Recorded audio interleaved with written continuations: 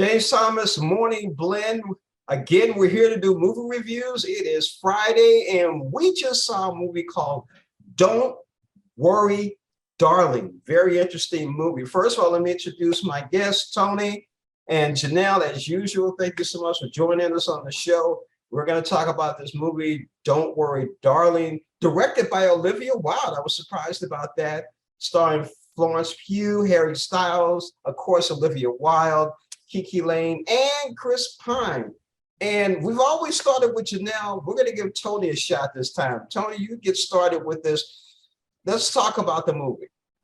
All right. So for those of you that are very much in the pop culture realm and film realm, you know this one's been on your radar for a little while, whether you've been really excited about it or just because of all the drama surrounding the film. I was really anticipating this one just to kind of see what the finished product was.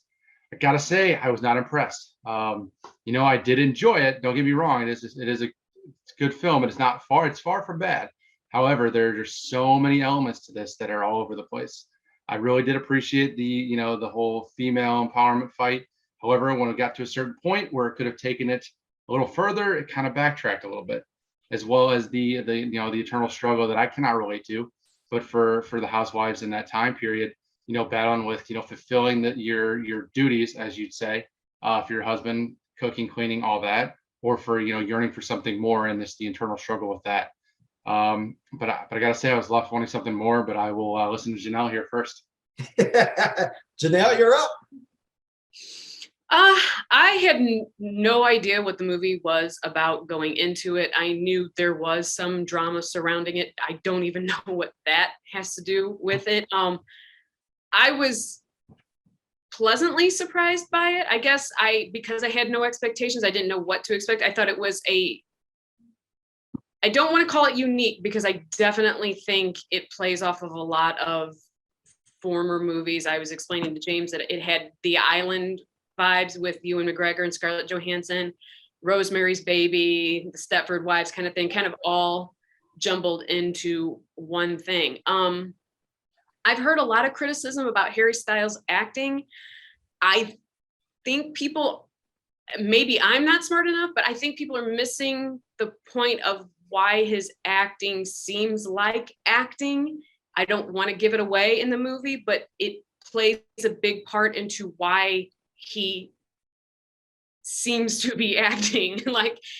So I think that's kind of an unfair criticism on his part, because I don't think you can have him be in Dunkirk, I believe he was in, and be hailed as like a great actor, and then all of a sudden it's like, no, he doesn't know how to act.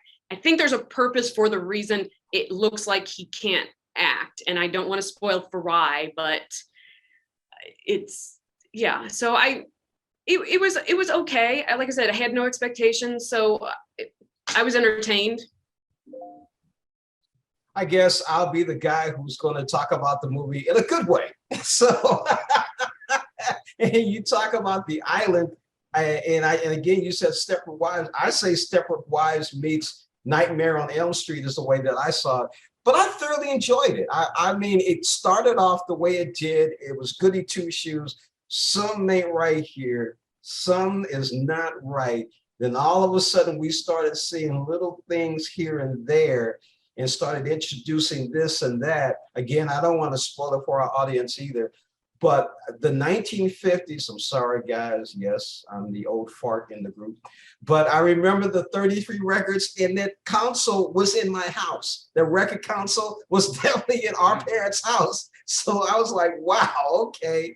And Janelle, I was sitting right next to you, and you saw how many times I sat up and was intrigued by the movie. And I was like, oh, no, don't let that happen. And then, of course, again, just like in Pearl, why do women run and trip all the time? I'm still like, quit.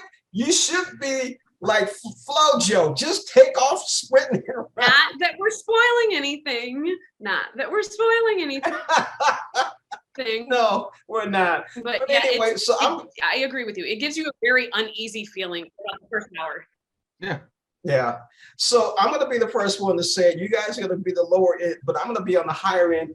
I would give it probably a 3.5 or 4 rating out of 5 in seeing this particular movie. I thought it was pretty good. Olivia Wilde did a really good job. of directing this movie for, I guess, her first time. I think this was her first time directing. It was very interesting. She had me on the edge of my seat. Janelle? I would give it about a 3. It's entertaining. It is suspenseful. It, like I said, it does give you a very uneasy feeling for the very beginning of the movie. I think it's too long. I think it's too long, and then it's too rushed at the end. So, I would give it about a 3. All right, Tony. Hey, I agree, 3 as well. I mean, it's unsettling, of course, but it just drags in the middle. And like Janelle said, the ending is very rushed, and it really leaves you wanting more. There's a great idea there on paper somewhere that just wasn't executed. But when it comes to the performances, Florence Pugh, I think she's going to get nominated, at least have a very good shot at it. Aside for the rest of the cast, probably not. Although the other supporting cast, that was my favorite, was Chris Pine. I loved his turn.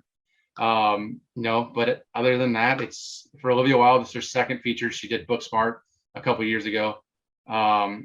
This is a step down for her. I'm intrigued to see what happens next. Hopefully there's less drama surrounding it. But if you're going to see the film, or you're wanting to see the film, or any intrigue at all, please view it with open eyes. Don't go in with preconceived notions because of everything. Weigh the film on its own merits. Like I gave it a 3 out of 5. Janelle said 3. James said 3.5 to 4. Form your own opinion. Do not let social media and everything else decide how you view this film. So we're going to cut it at 3 as a total. 3 is a total.